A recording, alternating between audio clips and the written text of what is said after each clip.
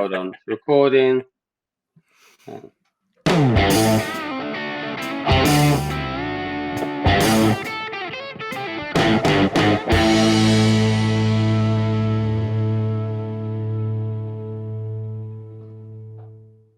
Welcome to another Three Speech podcast. It's me, Jussie P, Leo, and soon to be joined by Fatty himself. Is Ollie Horn is here now as well. I'm here. Looking grotesque. Welcome to the Free Speech podcast, coming to you from all over. Thank you. In an astounding week.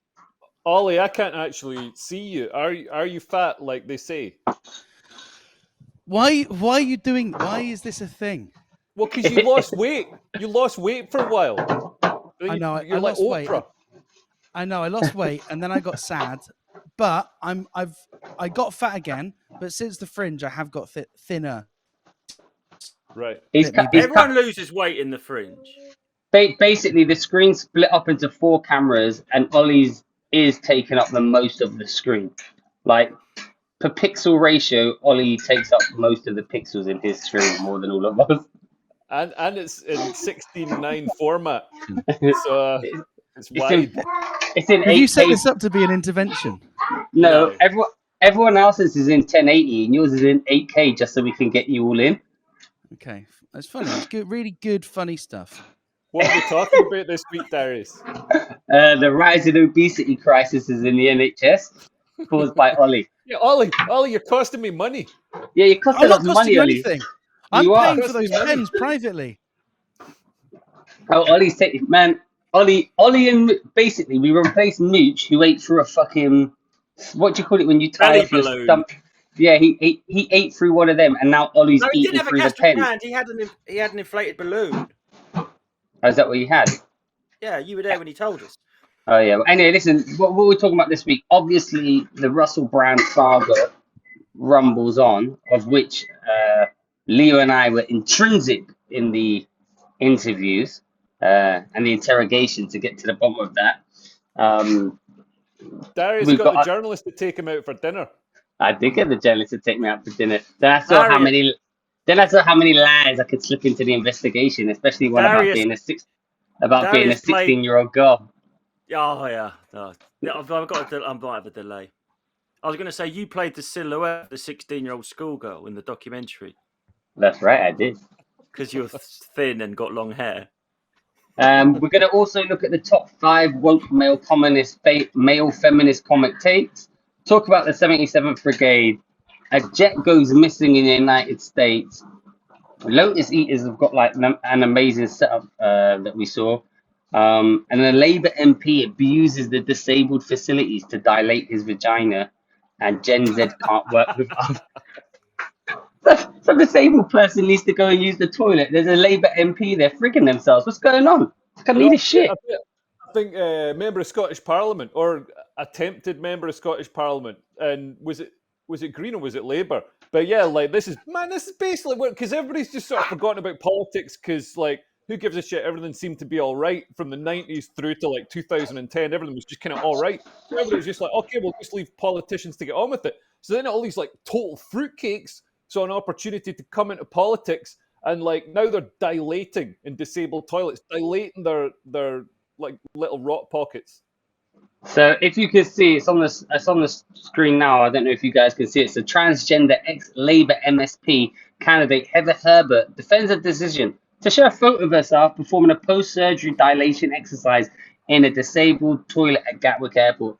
So imagine that you're about to get a flight, you're disabled, it's already, enough, and there's literally an MP in there fucking taking selfies from the disabled toilet. This is the news story. Obviously, Ollie supports this because he's a flipping lefty dickhead. What do you think, Ollie? But imagine you don't have any legs or anything, and you got diarrhea, and you can't get in the disabled toilet because a perfectly able-bodied walkabout fucking MSP is in there dilating, tweeting it. I've had this though. When I had my sciatica and I genuinely couldn't go to the toilet without getting shit all over myself unless I was in a disabled toilet, I had someone say, "You don't look disabled." So I think you do. Wasn't me. Yeah, you always look disabled, even when you look better than usual. Can I ask a question? How urgent is it that you have to dilate your vagina? Like, can you not? Is it not something you can do at home and then go out? Is it like, oh, an alarm goes off, you must dilate your vagina within the next 2 minutes, otherwise it will seal up or something? Can I be honest? But I honestly don't know what we're talking about. What is dilation? This is Okay. so. Yeah, you basically wouldn't when know, they pin dick. Yeah, you wouldn't know. You wouldn't have seen a vagina. This is just something that, no. So it's when you have the operation to make a vagina out of your like penis or whatever. They turn it inside out inside you, but your body tries to close. It sees it as a wound, so it tries to like close it Right. over. So you've got to like dilate it by shoving basically a dildo in there in a Gotcha. disabled toilet. But the actual. Go on, Ollie. Go on, Justin. I was going to say, I think I've seen they have progressively, like those Russian dolls, there's these dildos will get bigger and you have to work your way up to the big bore kit, don't you? So you get to the end level boss, which is me. Yeah. And then I come out going, yeah. Is it the issue that we just called disabled toilets the wrong thing? That in Japan they called disabled toilets multi-use toilets, and they've got pictures of people doing all sorts of stuff in there, like baby changing and doing their makeup, or it's like if we just accept that there is going to be a toilet where you can do anything you want, and that can be as weird as you like. But that's not fair on disabled people. No, but you can then make more of these toilets. So like you could just have a couple of them. The best one is in Dubai. You know what they call disabled toilets in Dubai? What? People with special determination. Right, yeah. Ollie, you look like a really determined guy. You could choose that toilet. You look really... lose a foot. But apparently, I read a Twitter thread that like some guy kicked off that there weren't baby changing facilities in, I think it was Disneyland or somewhere. But like, you got to go to the female toilet to get baby changing facilities. Why don't we just allow toilets to have more things? Turn it into a co-working space. Well, how big would these toilets be? Like a fucking, like a bungalow. They're just like a little. They're making the smallest room possible, don't they? You can't have like, we're going to make them have a bed in there, maybe a washing machine if you need to do some laundry. But from what I've only just found out about dilation, but I guess it will make sense. What would you rather these people did? These people do it at home, Ollie, or alternatively, use a disabled toilet, but don't take pictures of it and post it on Instagram doing selfies. I think that's where Heather Hubert messed up. So do you think the what were they angling at? Like, look what a hero I am, or was it like, oh, you think this is easy? Look what I've got to go through. What was the sort of point of the post? To turn me on. Good thing about disabled toilets, they always have a full length mirror. I think that's for shit check before you get back in your chair, isn't it? Is it? I don't know. I never use it. Although technically I am disabled. Although I was also a victim of ableist and transphobic abuse on the Stansted Express. My disabled person's rail card ran out. As you know, I broke my back, and I had it checked that it expired. Right, I had a disabled ticket. So I get to the and you didn't check because you've got another disability. You've got a mental illness. And now I've got a mental illness, ADHD, so I didn't check. Anyway, I go through and she says, you don't get a disabled card. So all right, don't worry about it. I'll just renew it now. She said, no, it's impossible. You can't renew it now. So it's taking me 1 second. I'm doing it as we speak. No. Tried to find me £100. So I weaponized the system against her, and I emailed Stansted Express to complain that she was both transphobic and ableist against me because I was female presenting on that day. Would you like to hear? Would you like to hear the complaint email? Yeah. So I'll read you a few snippets from the email. We're waiting for a reply from Greater Anglia. Oh wait, they've replied. What is ridiculous is if you've just got that rail card, then the rail card isn't timed; it's just dated. So you would have had a valid rail card for travel that day. Exactly. That's what I said. I think you were right. I was right. So I said, I'll just give you a few snippets of what I said when they've just replied. I said, I was humiliated. I explained I was disabled, unaware that my card had expired. I would either find download code in my email, blah, blah, blah. And then she said, you don't look very disabled. Is this how your staff are meant to act? Judging customers with disability? She is not a doctor. Not all disabilities are visible. How dare your member of staff be so ableist? Then she said something in a That is a different good point, language. though. Then she said something in a different language to her colleague, which I can only presume was abusive, possibly racist or homophobic in nature, due to her unwillingness to say it in front of me in English. As I said, I'm experimenting with my presentation, and perhaps seeing a female presenting person of colour was too confronting for this member of staff. At multiple points, I explained that she was causing me severe anxiety, heightened by the fact that I had a flight to catch. I offered to pay the difference or buy a new ticket to claim a refund on, but I was treated like a criminal just because I am disabled, brackets, and also a woman of colour. What else did I say? Okay, so if a disabled, okay, if a disabled person's roll card is expired and they offer to renew the card there and then, pay the difference between a regular fare and a discounted fare, or buy a whole new ticket, and all these options are dismissed, I can only presume your member of staff was being vindictive due to her own prejudice. Otherwise, she would have chosen one of the options. I want to escalate this to the highest authority, and I want to know what your policy is for dealing with disabled people, the LGBTQ plus community, and ethnic minorities. I've also reached out to both Disability Rights UK and Stonewall to take advice. So you just want to get someone sacked, basically? Yeah. That's right.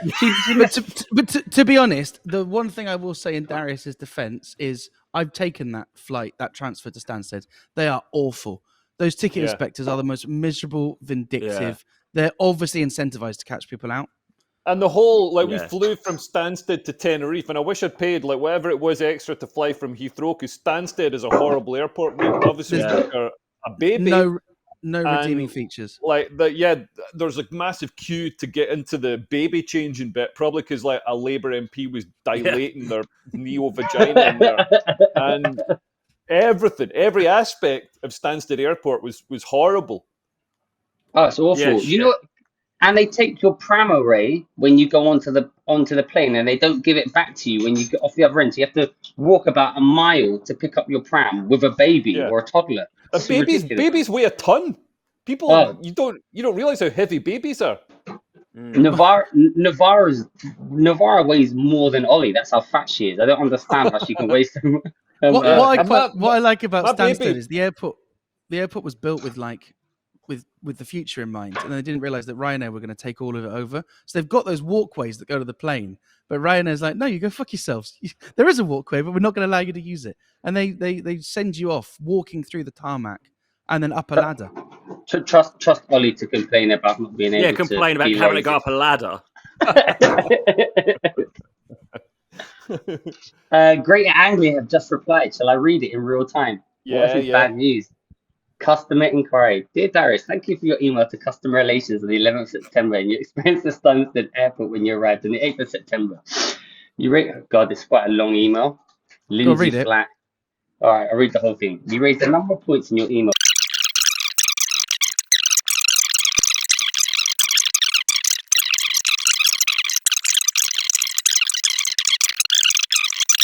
I don't know. When you're there, it's just out. Yeah, go on. I was going to say, Ollie loves law so much that when he was reading that, he was like a black person in church. Like when you read out things, he was going, yes, preach! You love law so much, Ollie. Yeah, it's interesting. Hey, she's not finished It's yet. interesting when you want to be petty and vindictive. It's the ultimate toolkit. Shall I continue? You do law, Darius? I did, but I wasn't very good at it. Shall I continue? Yes. The Greater Anglia team at Stansted are diverse and reflect our ethos at Greater Anglia for equal opportunities and diversity and inclusion.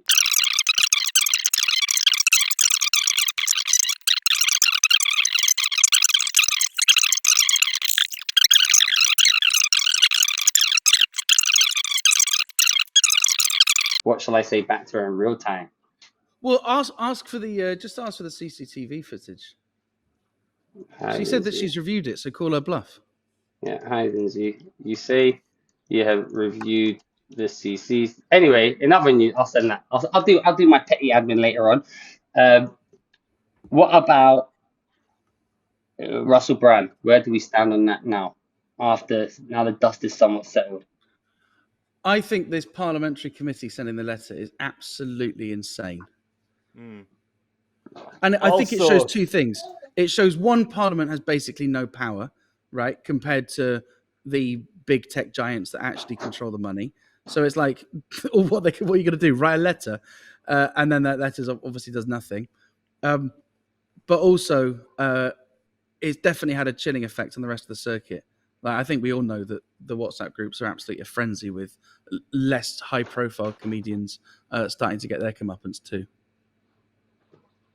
The thing about the Russell Brand thing is they're all accused. They're all saying, "Oh, Russell Brand he did this and this, and this is a comedy problem." But all these kind of crimes that have happened, they all happened when he was already on TV or radio.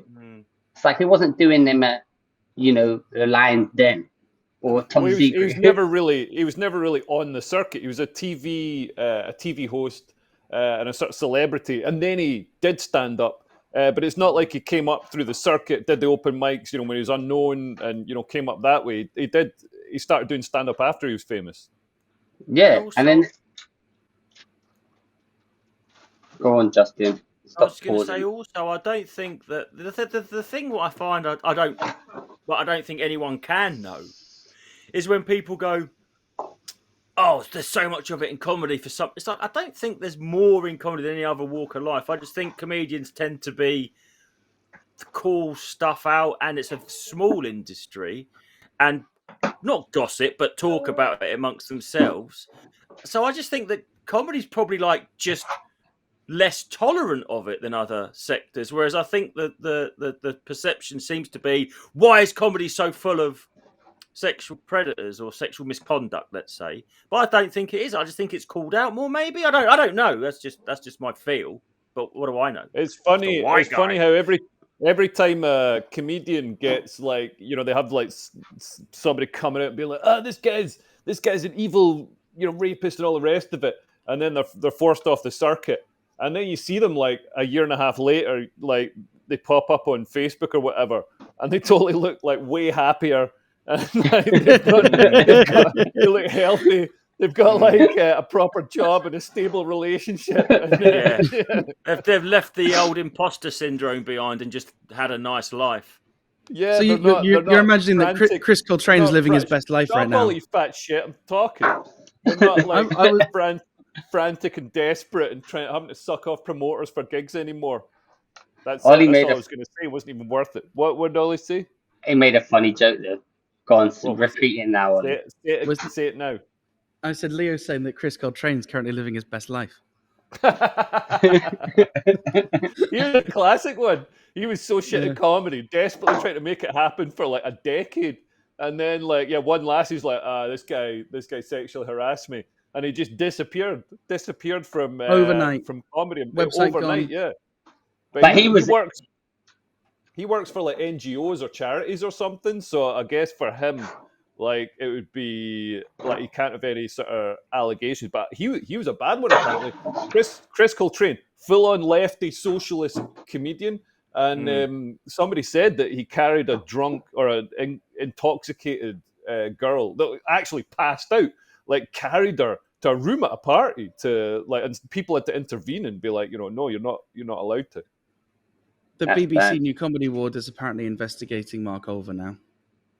Are we allowed to say names? Who's Mark Olver? Mark Olver. Mark Olver is a Bristol-based comedian, but he flat shared with people like Russell Howard and there was like a big group of Bristol comedians that got really successful, like John 15, Robbins. Years ago. Yeah, exactly. So John Robbins is another one. Right, so see, the thing is, I can't see Leo or all I can see is Darius. So I'm presuming that sound was accompanied by a face. I was just yawning. It was Leo yawning. Oh, fine. Anyway, so basically, Mark Olver, he seems to make most of his money as a TV warm up, but like he was emceeing at Glee Cardiff when Darius and I went last year. But he also books the New Comedy Award, or rather has to go through all of these 5-minute sets. He's like an associate producer. Anyway, there's been rumors about him for a long time involving one female act that we all know, who I won't name, for some very serious sexual assault. I'm not going to say. I bet you can guess though. Well, let's not play the game. No, that's not. However, no, that's not that's not really the interesting part. The interesting part is because of this Russell Brand thing. A couple of these things, such as a rumor that these are all rumors. Remember that he referred to Sophie Duker as the N word in a text message, and that was screenshotted. I saw evidence that he messaged.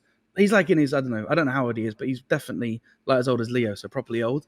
And he messaged I'm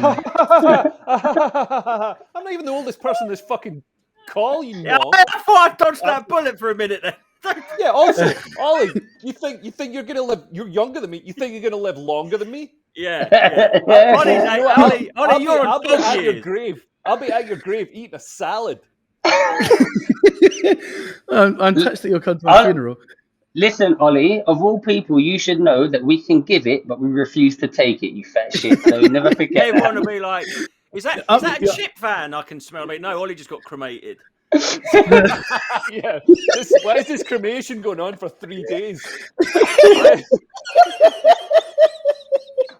Can I just say, I've literally skipped a succulent Indian lunch with a bunch of comics to come and do this, and I'm now regretting my decision. Yeah. Right, Ollie, I need- unless you change your mindset, nobody uses words referring to food like succulent unless they've got an eating disorder, mate. Who the fuck says succulent? Right, Democracy listen. manifest. Tell us the thing about Mark Olver. Anyway, but he's a good example of like he's not famous enough for the newspapers to necessarily care, but he's been on the circuit for 20 years. Anyway, two interesting things. There was a smoking gun video by John Robbins. There's a Chortle Award acceptance speech, and the video is still on YouTube.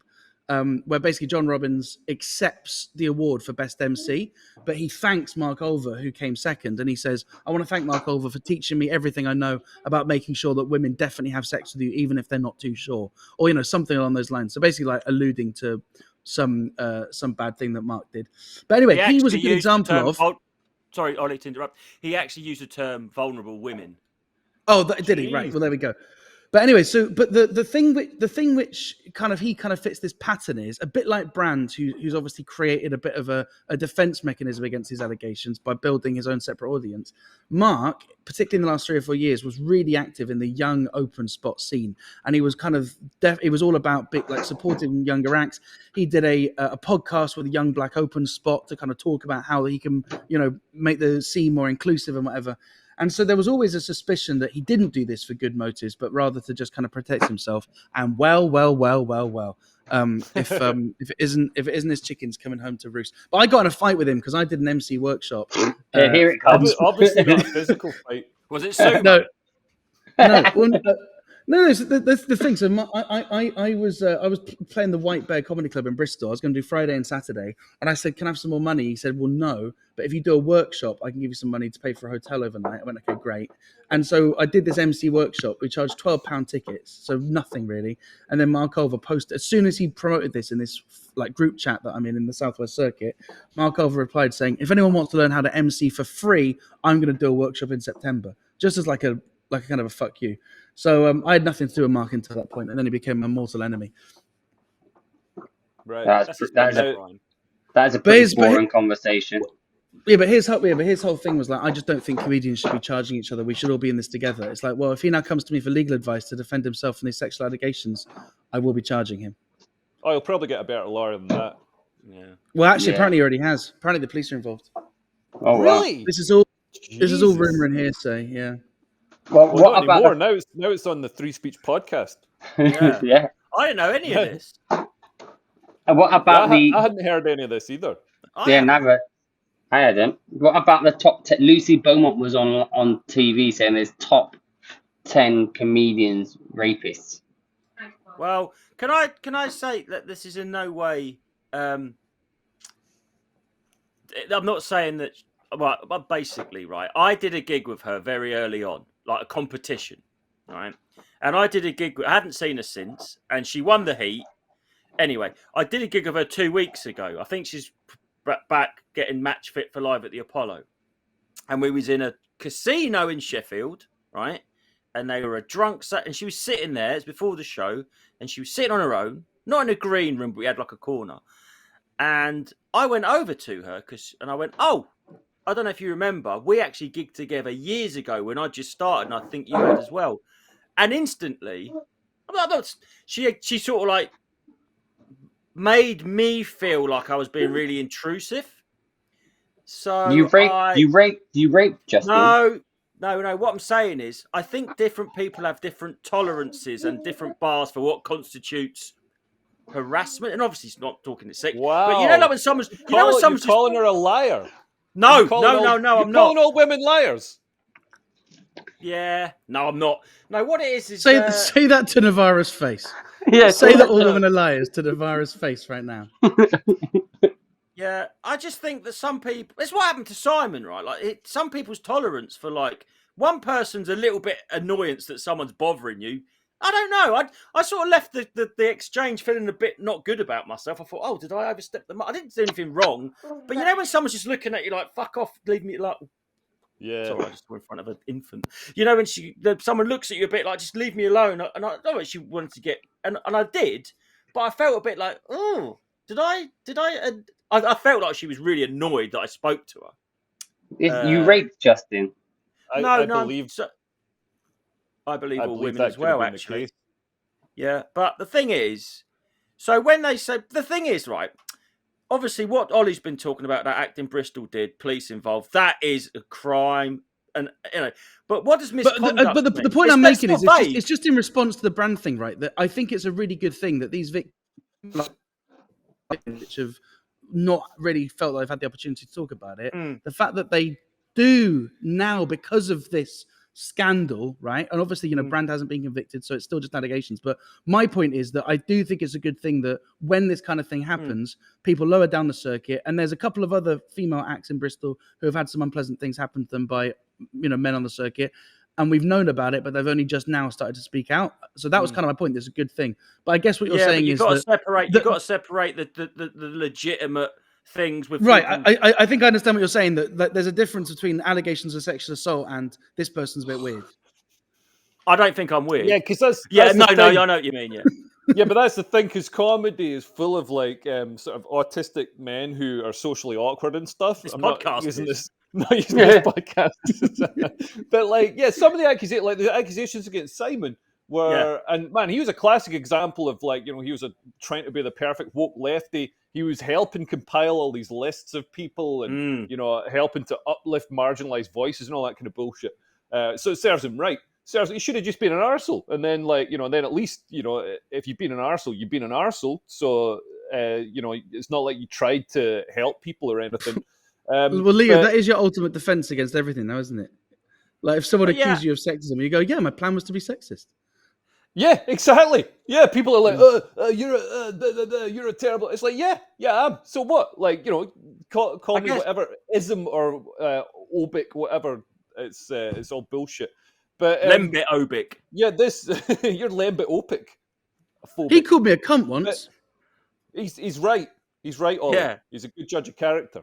But so Simon was accused of stuff like he was standing too close to a woman, and like another thing was he like messaged a woman. She said she had a boyfriend, and he's like, "Is it serious?" And it's like, man, that is pretty far away from anything like criminal. But isn't that the thing that like if a really good looking charismatic guy went, is that serious? Right? That's a really flirty, funny thing to say. But because it's Simon. Yeah. Well, that's a fine line between. Yeah, well, this is the thing. I guess going back to my point, like there are moments in life where someone talks to you, you don't really want them to talk to you. Right, and you just go, oh, that's a bit annoying. It could be like someone on a bus or someone in a queue or someone in a green room. You're like, oh, I'm sort of in my own head trying to get my set together or whatever she was doing or whatever someone could be doing. And it's always a bit annoying when someone speaks to you. We can't get to a point where if that person is a man and you're a woman, it's automatically classed as some sort of harassment and sexual and by sexual, I don't mean like the act of sex. I mean because it's of the opposite sexes. Do you know what I mean? It's like, you can't get to a point where, oh, yeah, he's creepy. Like, someone stared at everyone a bit too long. But because he does it to a woman, he's sort of got took down or attempted to. Do you know what I mean? Also, remember that for a lot of men who get into comedy, this is the first time that women have ever shown any interest in them in their lives. That's not true. Women showed loads of interest in me. So Ollie was speaking for himself there. Yeah. So who are we going to say? But anyway, So what you're saying is Lucy Beaumont is perhaps too sensitive. No, and no, we should- I'm not. But I'm Well, saying, what's I guess interesting what I'm about that? What's interesting about that is I think Lucy, you know, I think she's right, and I think she's a great comedian and she's a nice person yeah, and stuff. all that, yeah, But yeah. she's talking about sort of more established comedians sort of preying on you know, ingenues on, you know, young women who come Yeah. onto the circuit. It's like she's like married. She's married to a more experienced comedian. So, who I believe who met her in her first year. Yeah, and also I don't know her experiences. They might inform her demeanour. You know, she might have to be defensive like that because I'm a man. Yeah. I don't know. I don't know. It's not as simple as. But also, like you're judging this by one interaction. Like you may have done this to someone. You might be just before a gig, just trying to think about a joke, That's what I'm or saying. you got That's something what I'm else on your saying. mind. You know, you exactly. You can't. You know, you just can't. No, I'm not you saying can't she's a know. bad person or anything like that. I'm just saying she was very like, don't talk to me, and Yeah. I went, oh, that was a bit weird, and I walked off. Felt a bit, you know, what it's like when someone doesn't talk to you. Oh, totally. That's what I'm saying. Yeah, I do. I know you do, Ollie. But yeah, so I don't know what my point was really. I just had an interaction. It's just funny that she's not funny. She's up in the news, and I've met her and I thought, oh, I wonder if that. All of a sudden, I'm thinking, oh, I wonder if that's why she was like that. I wonder if that's why she. That's all I mean. Is I wonder if that's why she has to be like that. Even. I understand. I know what you mean. But Leo, funny. did you see It's that? funny though. What? What is it? Well, I want to ask you a question. Did you see the video of your colleagues on GB News having a fight where Yeah. one of the presenters? What did you think? I mean, I thought it was a bit silly. It was like the sort of Piers Morgan moment, you know, when he stormed off air. Yeah. But yeah, I mean, the thing with Russell Brand is like he hasn't been found guilty of anything. He's just been accused. But like people are trying to totally destroy, like not just like make sure he never works in TV again, but like completely erase him from the internet, from all social media. Like the government is writing to Rumble, YouTube, TikTok, saying, you know, It wasn't the government. Man, people fucking say that it was the government. The government includes like the branches of the government include the legislative, which this is part of, the executive, and also a lot of definitions include the judiciary. So the government isn't just, everybody's like, oh no, the government is just the 12. You know, it's Yeah, the they government mean is it just the wasn't privileges. Parliament. Yeah, even though it's a parliamentary No, select no, it was committee. Parliament. It was a Parliament. That's my point. It wasn't. Listen, if it was the executive, if it was a member of the executive sending this letter, right? I reckon they'd. She's an MP. I do think. She's a minister for like digital sport and culture or whatever. Like she's definitely part of the government. By the way, I'm not no defending way. this letter. I think the letter is ludicrous. I think the letter is an absolute abomination. It's stupid. It's pointless, and it's posturing. Right. However, all these people that say this whole like he's not guilty because there hasn't been a trial. Nobody's That's saying also that. That's not what we're saying. It's a completely separate issue. And also, like Justin said, two things can be true at the same time. Russell Brand could possibly be, you know, guilty of heinous crimes or whatever, and the government is way overstepping the mark and trying to 100%. 100%. Because also, man, look at all the agree. people who have actually been convicted and are still, you know, they're still allowed Twitter accounts and YouTube accounts and all the rest of it.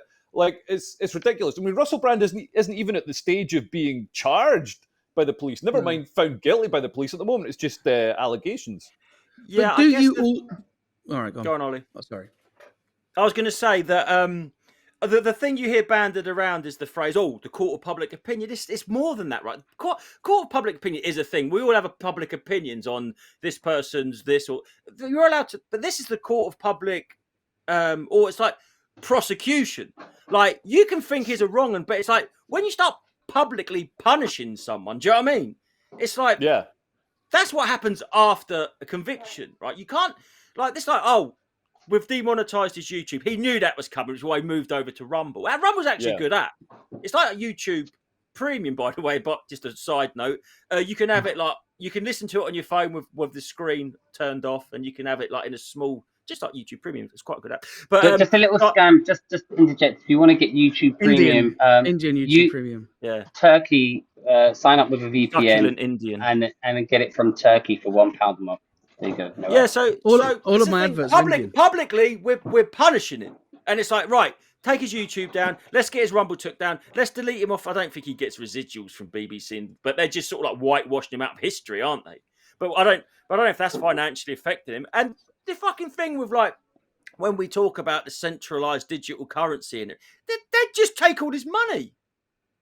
And it's all well and good because like, a lot of people don't like him, but at one time it might be you or someone you do like or someone that you love or someone close to you.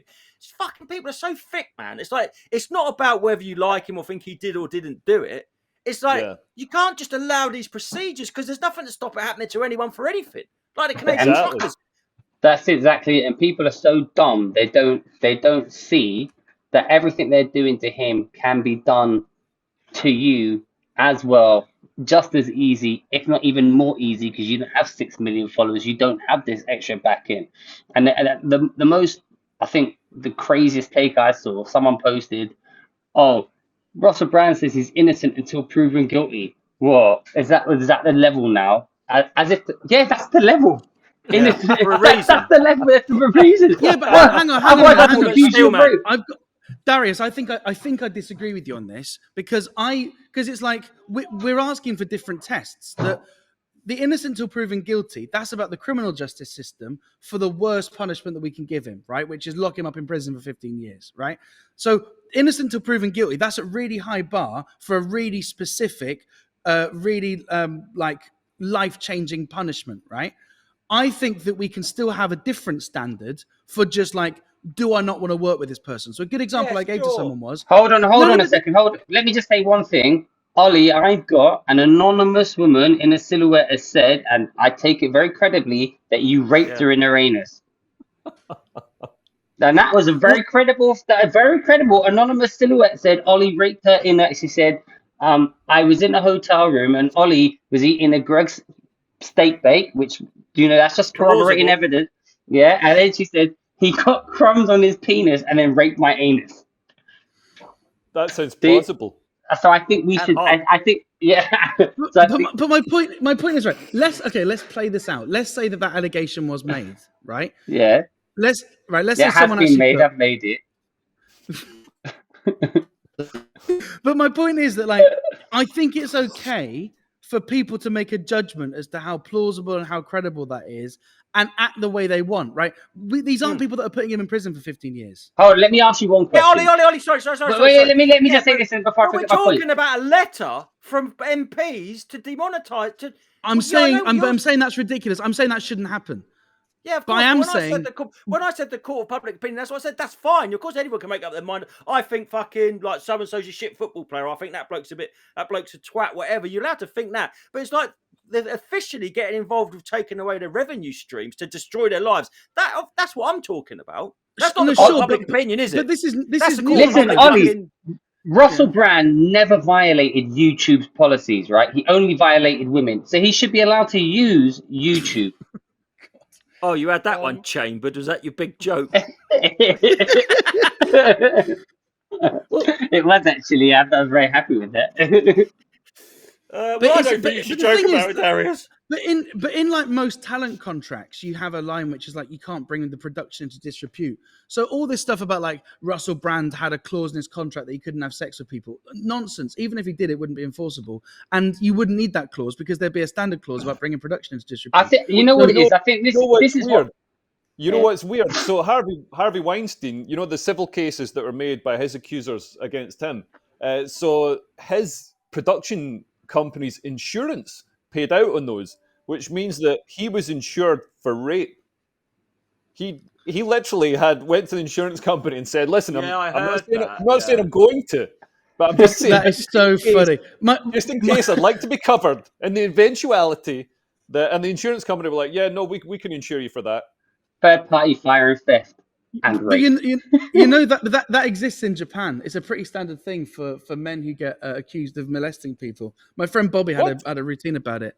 Yeah, exactly. That like if you go to insurance broker and it's like, hey, I'm thinking of taking out this anti-molestation insurance. The first thing they should do is go, you're slightly outside of our risk profile. The fact that you've come into our office might be a red flag. Take a taxi home, please. But to be fair, for Japan, that is a country that does sell used knickers in vending machines, so it's probably more needed. But hold on. Wait, just before I forget, this isn't about Russell Brand, though, right? This is why, if they don't want people to start making conspiracy theories that he's being targeted, They shouldn't have the government sending these letters to Rumble, sending these letters to YouTube. And do you honestly think that if Russell Brand wasn't talking about what he's talking about online right now and discussing what he does, talking about big pharma, vaccine, COVID mandates, and he'd just gone and lived in the countryside 5 years ago with his family, 2 kids, that they'd even bother with this investigation?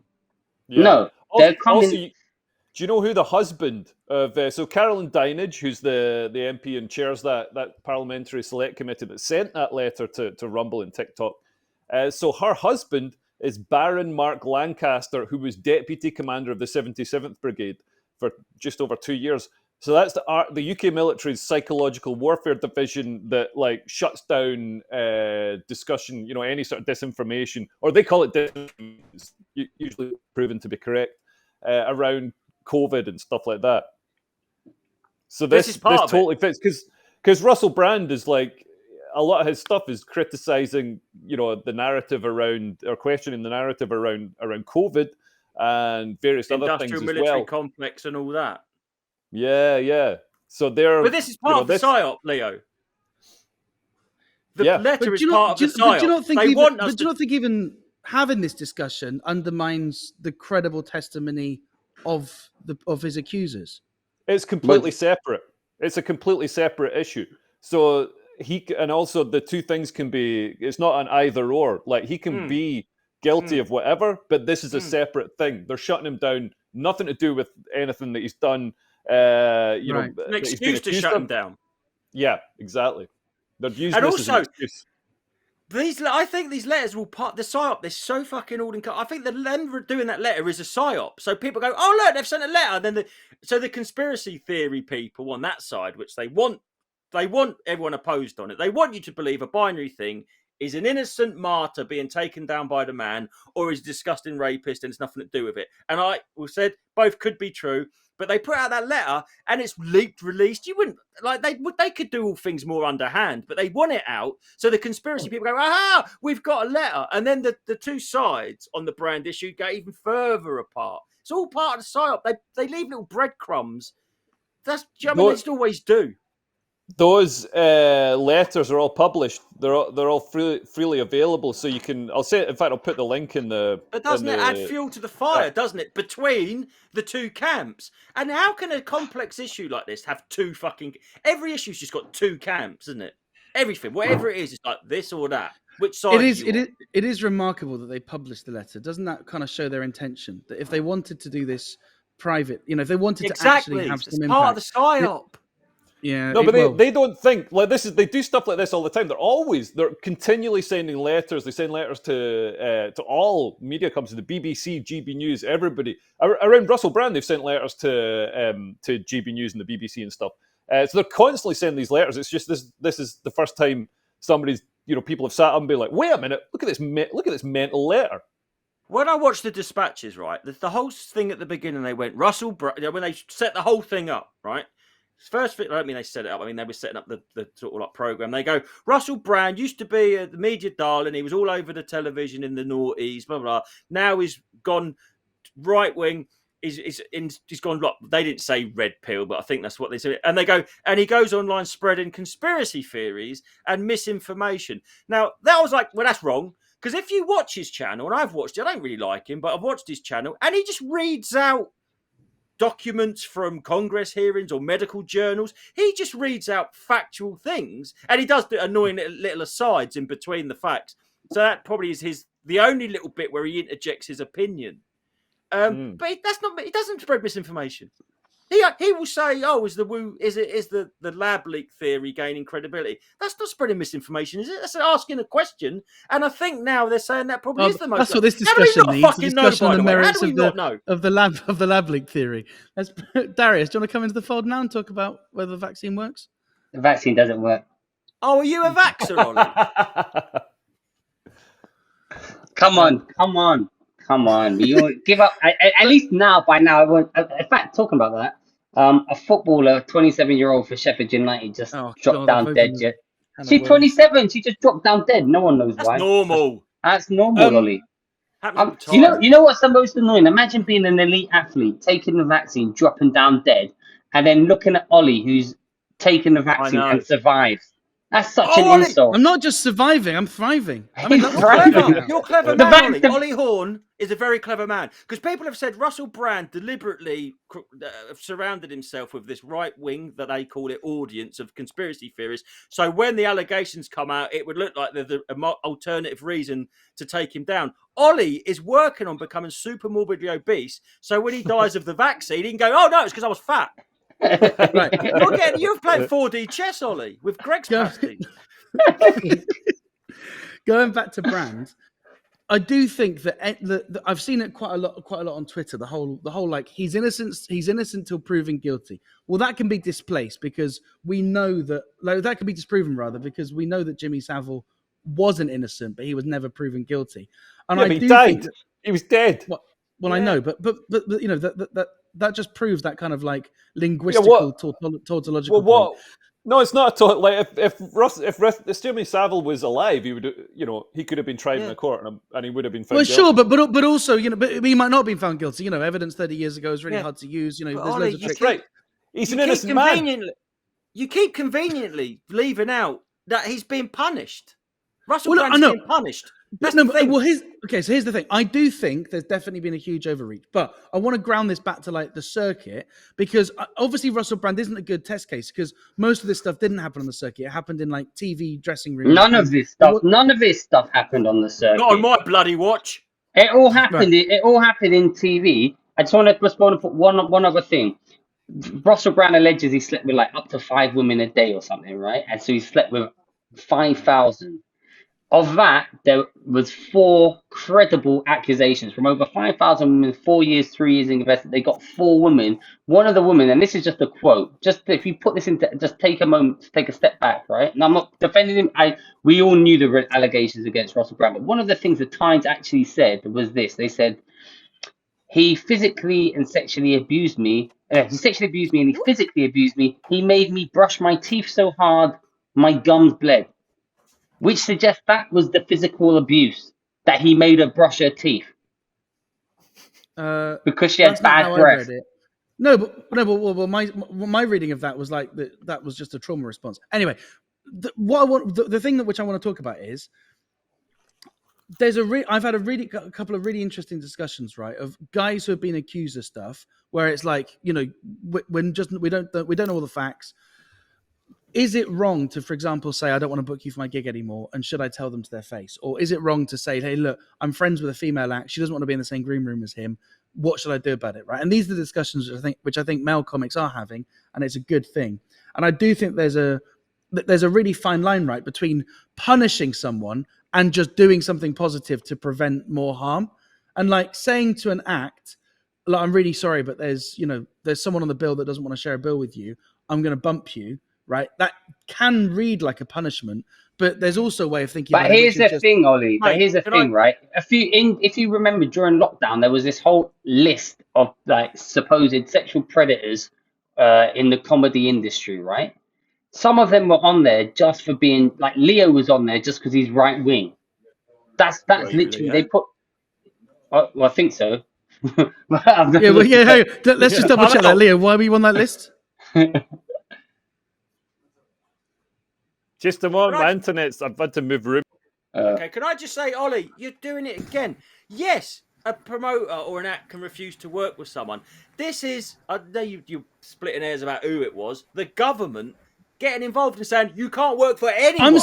I'm saying that's nonsense. I'm not defending that letter. I think the letter is impotent to begin with. It shows that these MPs have no power because all they're doing is writing a letter. They've got no legal power to make you even read the letter or open it. Platform though, doesn't it? Yeah, but they want that, but they can't do it. And for me, that shows that we've got a good system. That like literally his representatives, it wasn't even sent to him; it was sent to the platform. Right? The platform can take that letter, put it in a shredder, and upload that video to their platform with a middle finger emoji, and there's nothing this MP can do about it. But the government again, mate. You ain't no good at this law shit. The government are getting involved and trying to do it, and you're saying we've got a good system. They're trying, but they're failing, and I'm showing. Yeah, but I'm saying that the system works. That's like if you try to do a rape, but she fights you off. It's like no crime here. It's not fucking ridiculous, mate. No, that's attempted. It. Yeah, they should that's attempted. They're attempting to deplatform him, and he's not been found guilty. And I'm saying they shouldn't be attempting to deplatform him, but I'm glad but then that you we've got a later you go, system can I just say they should? But it's not the same. No. Well, I think we agree with more than what we disagree on, and I think the nuance is somewhere along the lines of you can frame the same act as like retribution and also maintaining safety. I don't think that letter had anything to do with maintaining safety on the platform. I think it was some form of retributive justice, and I think it's nonsense. But I do think that on a circuit level, hey, I don't want to be in a green room with this person, or this person sent me dodgy messages, and I don't want to confront them. That can feel to the perpetrator or the alleged perpetrator like it's an attack, like it's silencing, but it's in some instances better understood as just creating a safe working environment. Oh, yeah, by the way, also comedy is full of mad people and really vindictive, bitchy people. So, like that, like Darius. Exactly like Darius. Full of people that write a 2,000-word essay to Great Anglia Trains. You know the list that went well, one of the lists that went round, it was compiled by some mental open mic in the Midlands, and it was written in Comic Sans, and it's like you can't write a list of like, you know, alleged sexual harassers in Comic Sans. That's just like it's a fucking vicarage like tombola like thing. Anyway, so I was on that list. I was in so it had like different sections. It had like a red section for the bad ones and a amber section. I was in the fucking amber section. I was furious. I was like, put me in the red section. Like, I'm not good.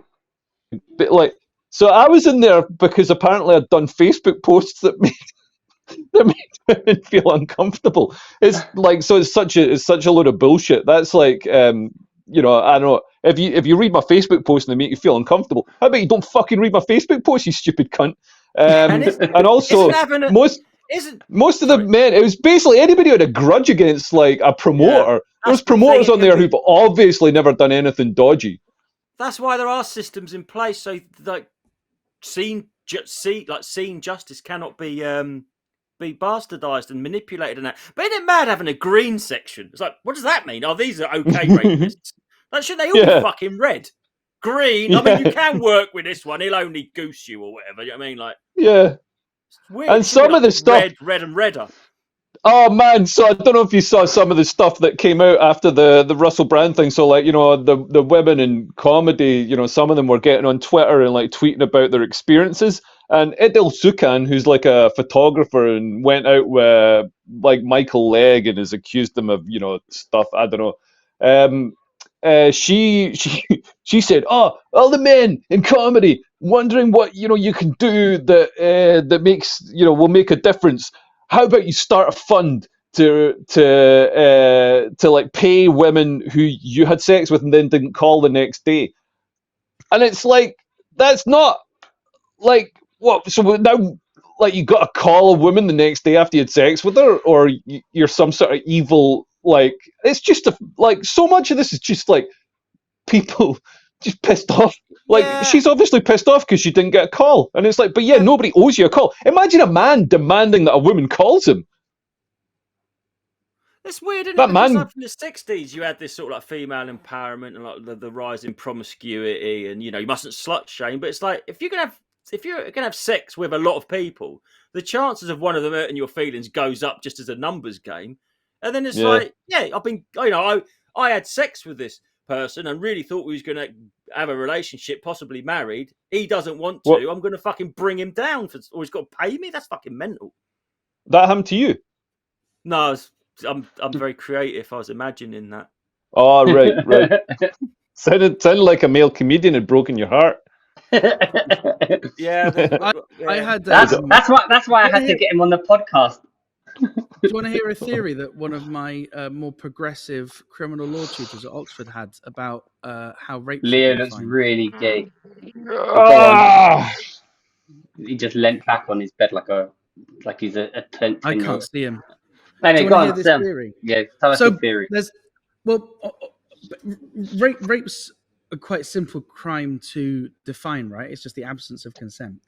And so all of the cases there's got to be the insertion of a penis. Well, obviously. That's that. Well, what do you mean, obviously? Yeah, you're shit. You can't leave things like that out. That's the main bit, isn't it? Yeah, well, obviously penile penetration. But the point is that all penile penetration is not rape unless there's an absence of consent.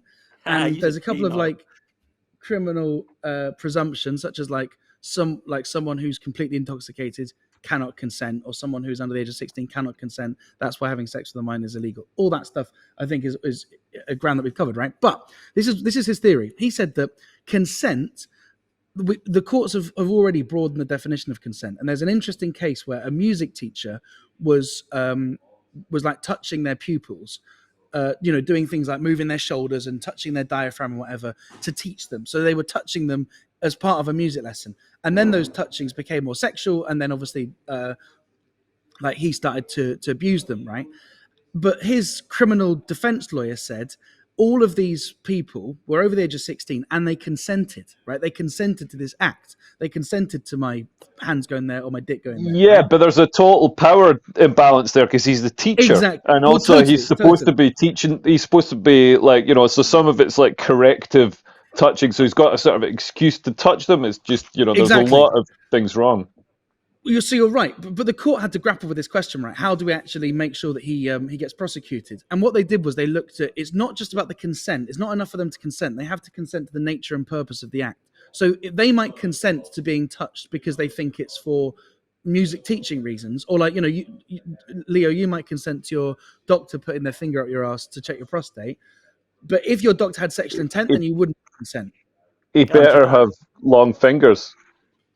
Right. So anyway. Also, what if he can't touch you with his finger and he has to use his penis? Well, that's absolutely as long as you consent to the nature and the purpose. Anyway, so can you test someone's prostate with your tongue? Yes. So that's already happened. You can't read minds, though, can you? Like like a doctor fingering someone's ass might think, "Cool, I like him. This is quite hot." But unless he says that, you don't.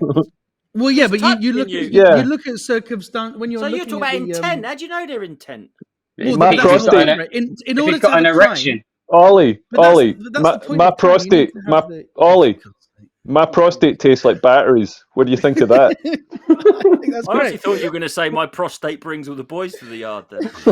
And they're like, it's better than yours. You're going to have to start. Right. In any crime, right, you've got the actus reus, the thing, and the mens rea, the intention, right? And you've got to have the intention. Otherwise, we don't criminalize people. So if you mistakenly take some food out of a shop, that's what I said to fucking That's what I said to fucking Stansted Express. That I didn't have, my mens rea was to have a valid travel card. Yeah, exactly. But what about manslaughter? What about manslaughter? You need to intend some form of harm, but not necessarily death. No, but surely you don't know nothing. If you intend harm and they die, that's murder. If they can prove intent, malice and forethought, it's murder. Manslaughter is accidental. No, it's intent to kill for murder. You cannot. If you intend harm and they die, that's murder. I know that. Yeah. You don't know nothing, mate. Come in here with your little Harry Potter Latin shit. Get the fuck out of it. That's just not true. It is. It is true. Malice and forethought. I believe Justin. Justin's shouting louder, so I believe him as well. Yeah, exactly. What you're referring to is the eggshell skull rule, which is that you need to take your victim as you find them. So if you only intend a small amount of harm, but your victim has an eggshell for a skull and they end up dying, then you still suffer the consequences. I think that's what you're referring to.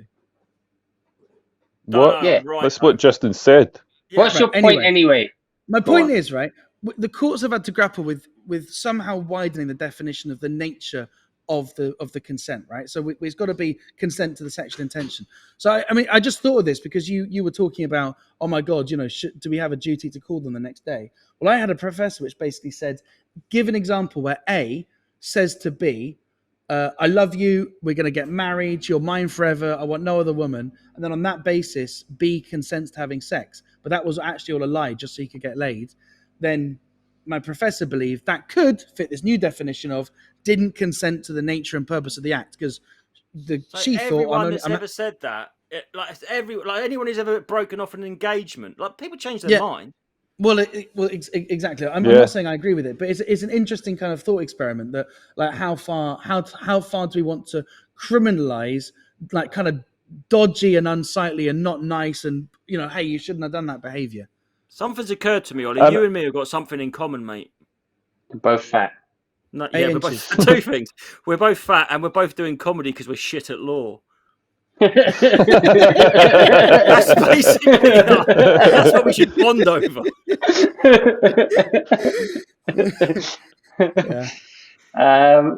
Well, we still never got around to who the top 10 comedy rapists that Lucy Beaumont is alluding to. Yeah, but we found a new one. We found out about this guy that Ollie was talking about, so I didn't know about that. Ollie said that. None of us did. Yeah, if that's live listening. Well, I'm surprised because that for me that was kind of one of the kind of biggest open secrets on the Bristol circuit. Because it's from your region, though, isn't it? Everyone's got one, and everyone's got their own nonce, haven't they? Well, he's from Bristol. He's like gets regional news. Bristol. Yeah, he's got the Southwest pest. Yeah, the Midlands ones. All the Midlands ones are nonsense.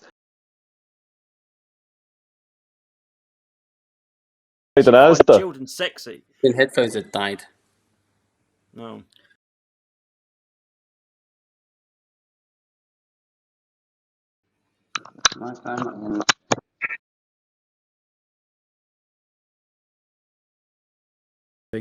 Yeah, can you hear me? Yeah. All these comics are all going off for like doing fun things in Luxembourg, and I'm having to defend my knowledge of law. What gig in Luxembourg? Is that? I got offered a gig in Luxembourg and I turned it down because it was, well, I first accepted it, then I thought, man, I'm not going to fucking Luxembourg, and I turned it down, and the guy got really pissed off. Can I just say what you should have done, Leo? Is you Googled some sort of, you should have Googled some sort of inhumane treatment that Luxembourg do and said, I'm not going on principle because of this. That seems to be the move, doesn't it? That's what I did. I was booked to do this. I was booked to do a gig in Aberdeen, and I didn't want to do, like, you know, those ones that you get, they start coming closer in the calendar, and you're like, oh fuck, I've got to go to Aberdeen. So then, but luckily the guy didn't pay another comedian. So then I contacted the promoter and said, listen, I'm not doing this gig because you haven't paid this comedian. Yeah. And I got out of the gig that way. Was it Blue Lamp? Like, you have to. I'm never gonna. No, Blue Lamp I went and did. That was fun. It was the other one, Breakneck, I think it's called. Oh, for Naz. Oh, yeah. Blue Lamp's good. Yeah. Is it still going? I think it's cancelled now. I think it's been cancelled. No, it says it's recording. Well, because no, Blue Neck. But the guy. Oh, sorry. The guy died. The guy who ran it. I don't know if it's been taken over by his son or something. But yeah, it's Sandy. He was called. Really nice guy. Anyway, probably not the most exciting content for the podcast. All right. Let's go before we end. Did you see that jet got missing in America? They just lost an F-35 fighter jet. Just lost. Yeah, what was that all about? You said he was shot down by, or the guy had to eject because he was shot by 50 cal. So they said. So the official story is that an F-35 jet went missing, just lost for 2 days. So they grounded kind of like all internal air flights and stuff within the Air Force to try and find this plane. Apparently, it got shot. No, the Air Force for flights, not like national flights. So the Air Force. I'm saying is how you can't lose a jet. Yeah, it got lost. No, but you know, like when someone goes missing, like even do you remember them girls from Soham? That was like years ago, right? And they traced their phones, like and know where their phones were. You're telling me they didn't even got that in a jet? You know they have GPS tracking in like a Ford Fiesta, but not in a $50 million jet. Exactly. You can track someone's phone and go, the jet. We should have put a computer in it. We'd have been able to find it. US military officials are looking for an F-35 fighter jet that disappeared somewhere near South Carolina after an incident forced the pilot to eject. But apparently what the incident was that there's like these like militia groups, what do you call them, preppers in America, and they shot the jet was doing low-level exercises, and they shot it down with a 50 caliber bullet, which is kind of like, it's a big fucking bullet. That's like the dilation dildo scale. I know, but still, yeah, exactly. But it's not a missile though. So now the Americans are like shitting themselves. Like, bloody hell, our stuff can basically be shot down with like civilian weaponry.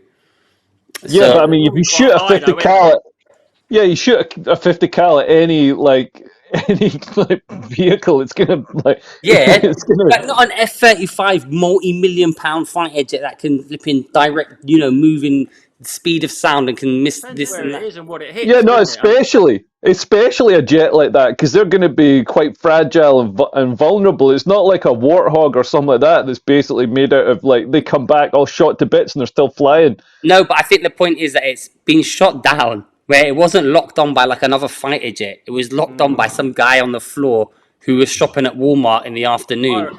I reckon aliens have like took it. Oh, no one cares about the aliens. No, they're just real. Yes, fine. We've got some in the fridge. Oh, Okay, yeah. you know, a lot of Russian commercial liners have had to like be diverted and have to land and stuff. So the sanctions mean that like the Russian airliners they can't get a hold of the parts to service the planes. So a lot of them are like having breakdowns like in midair. So I reckon within the next 6 months there's going to be a commercial jet crash in Russia as a result of these sanctions. Well, that happened to Iran because of that, and a lot of Iranian. Oh, really? Yeah, a lot of like in like 90s or even early 2000s, loads of planes were dropping out of the skies because they've been sanctioned for so long, and they couldn't get the parts to keep them updating. Yeah. I think it's weird that more birds don't get sucked into the engines. Like, never happens. You think that'd happen all the time, wouldn't you? It's a conspiracy. Planes are holograms. They're not real. That's what I think. Birds are government drones. Yeah, I think they are. Yeah, I think they might be. Have you noticed that when they look, their heads jerk like they couldn't get the motor right in the neck? Like they're a robot. It's like like they're robotic. It's like the early models in Westworld. Like how often are planes at the same height that birds fly? Every time they take off and land, Ollie. Exactly. They have to go through it, don't they? And they're exactly big suction things, isn't they? They suck in like a Hoover. You'd think that happens all the time. It never happens. Even when they're warming up on the runway, you think, a fucking seagull's got to go in there now and then. I don't believe in birds. I think you're right, Leo. They're government drones. Chipped. Should we call this podcast as we descend into conspiracy theories regarding the legitimacy of birds? I think some people think this podcast is part of the Open University. Everything I talk shit. Don't come after us for fucking facts. That's a sad indictment if you're coming on here and thinking, I think that bloke was talking bollocks there. That's what it is. No one's leaving this hour feeling intellectually fulfilled. You are. I thought you saying about law, you fucking dope. I've learned about Ismail Mayo or whatever it's called. Actus Reus. That's right. Yeah. And mens rea. And mens rea, yeah. Yeah, men's anus.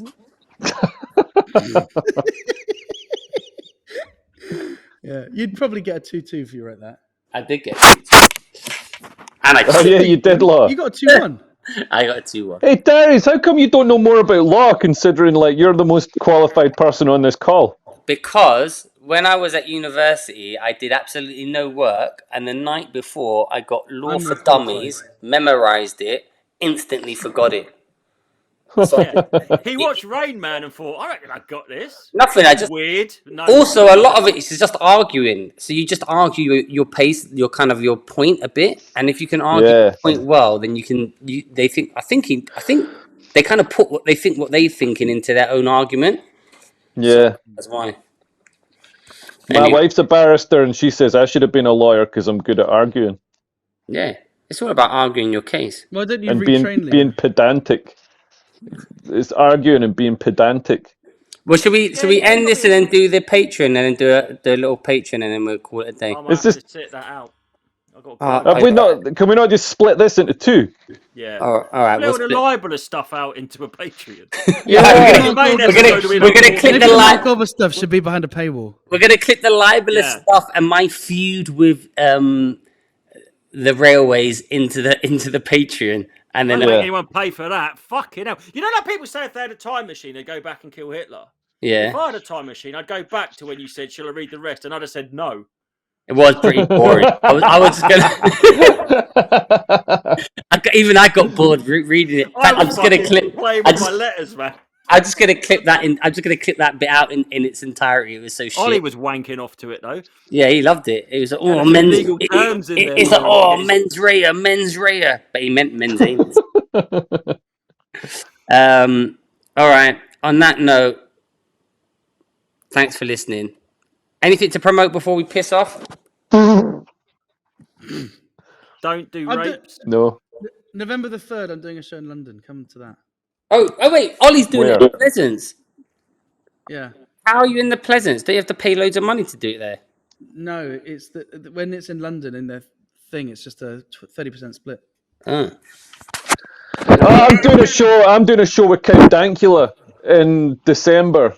Oh yeah, shit. They messaged me, to do 15th. that. But he messaged me. Oh, do it, man. Yeah. Do the same one as me. Yeah, he messaged me at 2 in the morning, and I read it, and then I forgot to reply. I'll email now. Yeah, email him before he gets someone else. Alright. Go in the same one as me. Alright. On Tuesday, I'm in my heat of Laughing Horse New Act of the Year. Good So if luck, you Justin. come along and vote for me. Make sure to clap hard. Alright, thanks for listening. Lick my balls. Bye. Bye.